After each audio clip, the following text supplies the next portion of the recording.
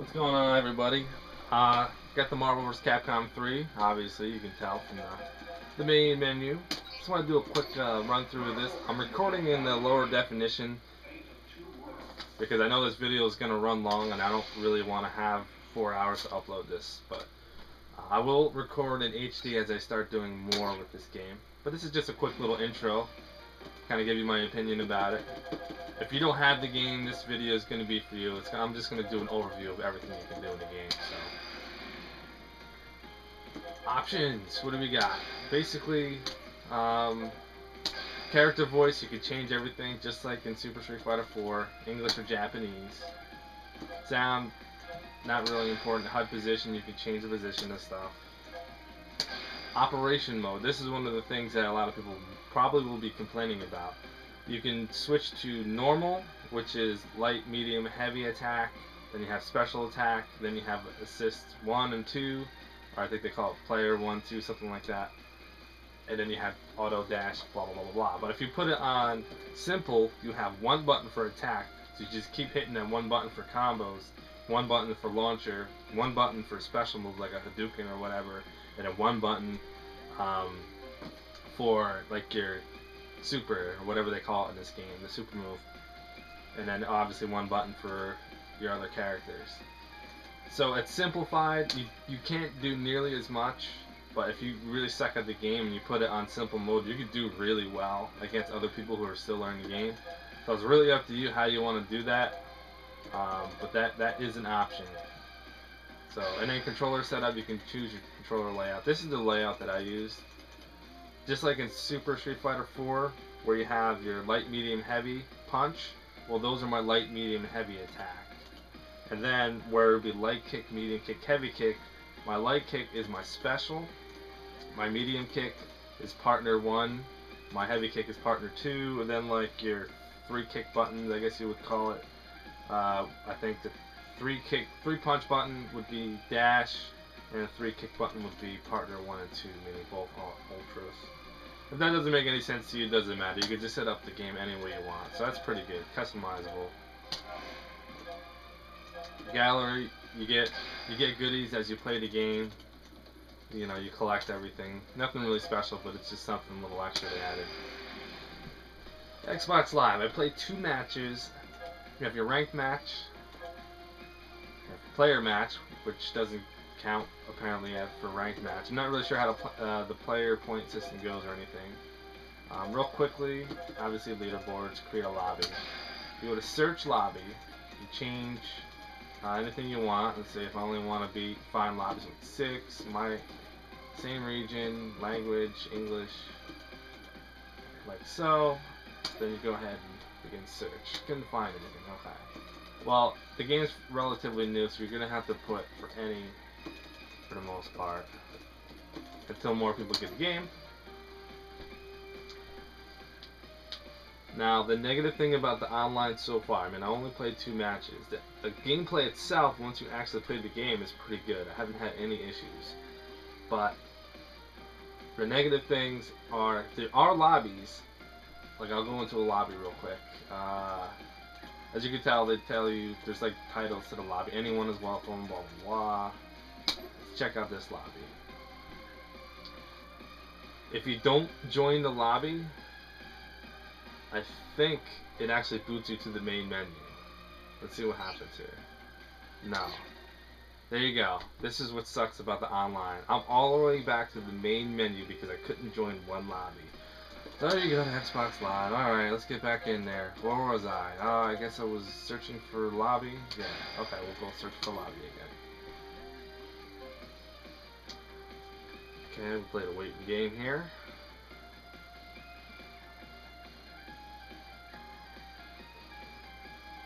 Retrieving lobby data. Okay, let's try this again. Search for a green bar. Let's do this one. It should be room. There, joined up real fast. So you see the main menu. They're actually fighting. And look at the right side. You see the 2 little, basically, I don't know what the hell you want to call it. Basically, see Chunkalicious has his little player status screen. It shows his energies, his characters he's using. Same with the other person who's playing. I'm not actually going to play this match because I don't really feel like playing. But if you want to reserve your battle, you hit Y, then you're ready to go. And I'm going to leave session because I'm not going to play right now. So that's basically what you do. As they're playing in a lobby, and especially if you have 6 or more people, you have to just sit there and watch those 2 dancing credit cards bouncing back and forth. There's nothing else that you can do. It's just the way that it's set up. So it's probably a good idea to either grab a book, get yourself a snack, perhaps, because there's nothing to see while you're waiting. So that's, you know, you would have thought that they would have figured that out with Super Street Fighter 4 and that. I mean, I don't know. That's, you know, it's just the beginning. They could always change that, I guess, supposedly. So the lobby system is not really great. Also, like I said, if you go into ranked match and you can't join the host, it backs you up to the main menu. So those things are a little aggravating. But when you actually get to play the game, it's not that bad. So let's check out the offline mode, since that's what I've been mostly doing. Arcade mode is just what you would expect. You play, you know, I think 4 or 5 stages, and then there's a boss.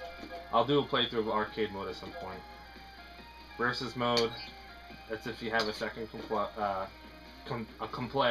controller or a second player. Nothing special. Training mode is just exactly what you would think. You go on the stage, you pick your characters, you pick the characters you want to fight against, and you just battle it out. Mission mode is a really cool thing. It's actually a really great thing. It's probably, if this game didn't have it, I'd probably be returning this freaking game right back to Best Buy where I bought it, because there's nothing else in this game. So let's check out this. Let's see. I'm trying to figure out how to. So I got about 58%. So basically, what I did is I went to every character, and I got as far as I could until it was too difficult, and then I moved on to the next character. And the reason why I did every character just a little bit instead of grinding out one character is I want to try every character just a little bit, and this is a good way to do it. For an example, let's go to, I guess we'll go to Akuma. So, Akuma is, there's 4 characters that are unlockable, and you get those by achieving play points, I think they're called, and you get that by doing training mode, offline mode. You get them by just doing anything in the game, and they just rack up until eventually you have about 5,000 or 6,000 points, and then you unlock all the characters. And you don't have to do it by playing online mode or offline mode or anything. So you see in the top left, Hadouken, L is for light attack. Go Shoryuken. Alright. Now you have a multiple attack. Now you notice here, this move is actually down, back, heavy. You see it disappear, and then the next move comes up. Oops.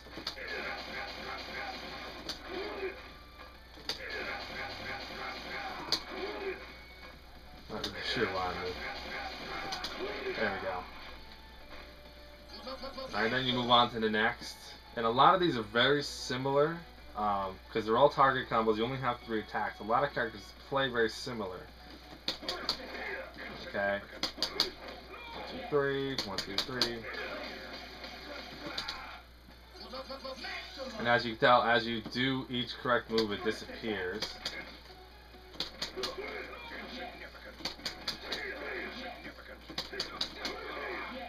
Not really even sure what that move is, so okay.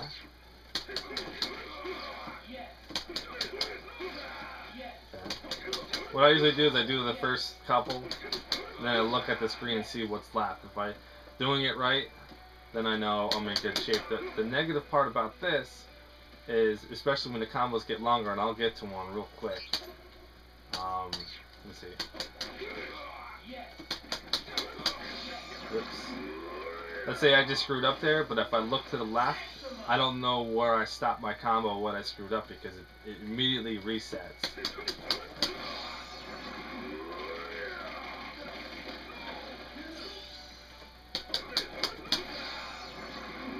right there. I have no idea what I'm doing wrong. Okay.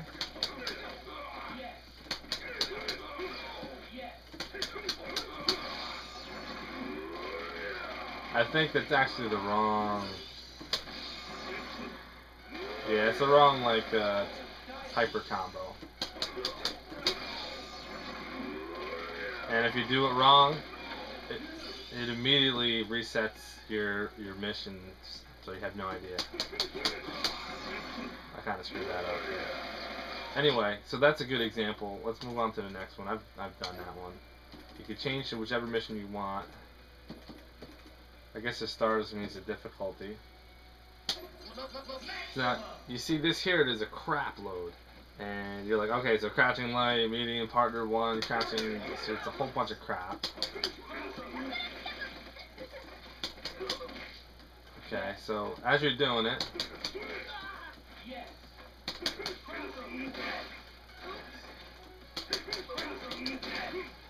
it starts to disappear, but if you screw up any along the way, like now I'm just doing random crap, I look over at the screen and have no idea what's wrong. So basically what you have to do is you have to memorize all the moves and then not worry about it being on the screen.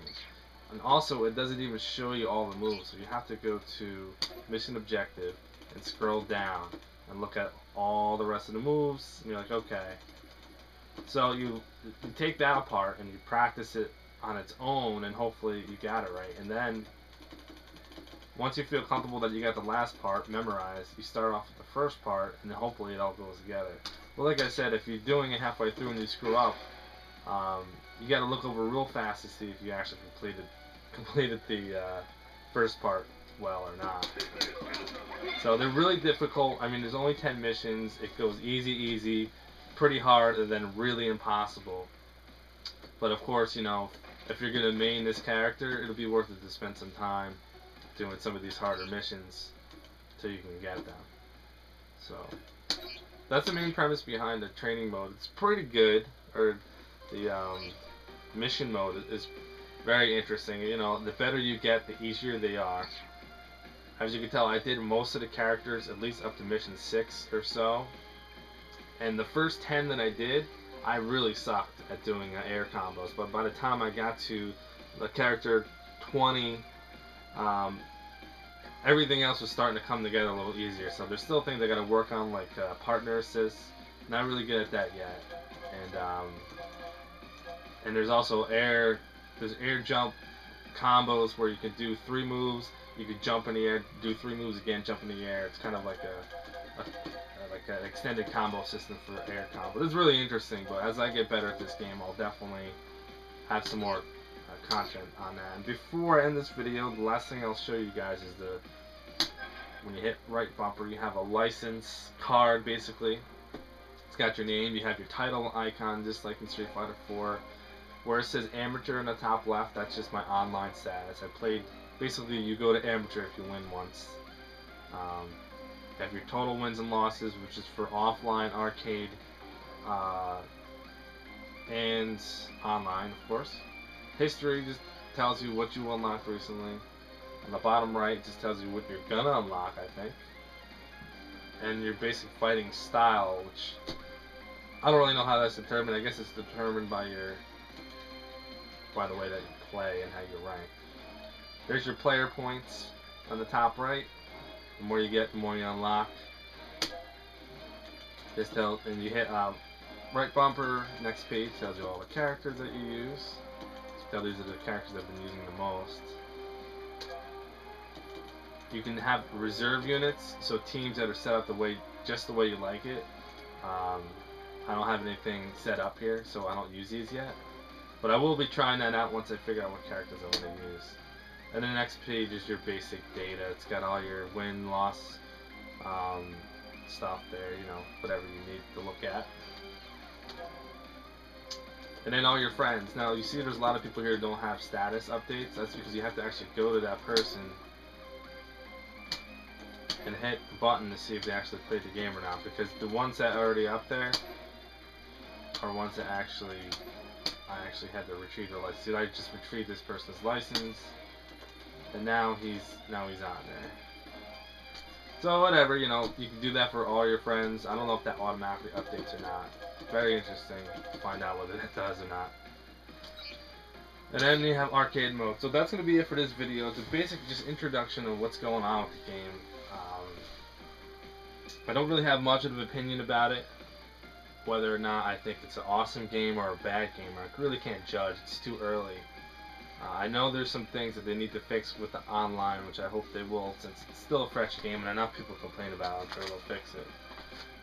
The lobby system is a little annoying, and then when you can't get into a lobby, it boots you to the main menu. That needs to be fixed. Of course, that used to happen in Street Fighter 4, and they never fixed that, so I guess we're probably going to be stuck with that. Other than that, I mean, it plays great online. The links, you know, it's not like you have one frame links to do. The links are very easily in this game. So, with a little bit of lag, it's probably not going to be that much of an issue. So, I guess that'll do it for now. I'm not sure what my next video will be, but as I play this game and get a little bit better, maybe I'll throw up some arcade modes so you guys get a taste of that. Go online, try that out, and I'll definitely start doing those mission modes. But I have to actually complete somebody's mission mode before I record, because like I said, I'm still not that good at this game. But so far, I'm having fun, and yeah, that's it. Thanks for watching.